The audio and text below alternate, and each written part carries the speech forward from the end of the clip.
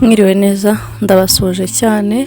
Uyu munsi tugiye kuganira ku bintu bitanu bigufasha kubaka ejo hazaza hawe heza. Ikintu cya mbere ngiye ni imitekerereze. Iyo uri gutekereza neza ikintu ukagitekerezaho bigufasha kucyubaka neza kigakomera kikagira n'umusaruro gitanga mu bandi. Ikindi kintu cya kabiri numva gikenewe mu bintu byagufasha kubaka iterambere ryawe ry'ejo hazaza no kugira inshuti z'umumaro zikugira inama zigufasha mu kazi ukora kandi zitagusiga aho zikeneye. Ikindi kintu cya gatatu kudasuzugura akazi ukora.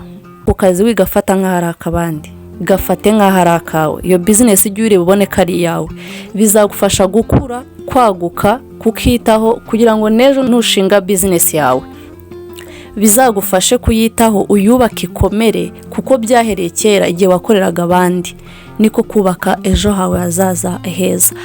Ikindi kintu cya kane cy'ingenzi cyane kuzigama.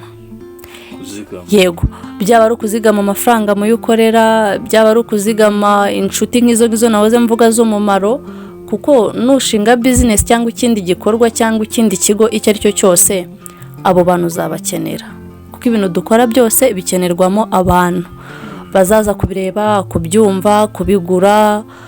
Ibintu nk'ibyo bizaterwa n'ibyo uri gukora na business washinze, yewe no kubaza aho udasobanukiwe. Nk'abantu tujya tugira igihe twumva dukeneye gushinga business, ariko iyo business ntuganize mugenzi mubaza ati ko mfite amafaranga nkeneye gukora iki kintu, urabona ari ubuhe buryo nagikoramo, nagikorera he, n'ibiki nakwifashisha kugira ngo gitange umusaruro mu bandi bantu. Ibitekerezo bikiyongera ukabasha kugira ibyo ubona ugomba gukora n'ibyo ugomba gukuramo kandi kubaza nta kosa ririmo. Ibyo nibyo bintu by'ingenzi cyane bizadufasha kubaka iterambere ryacu ry'ejo hazaza.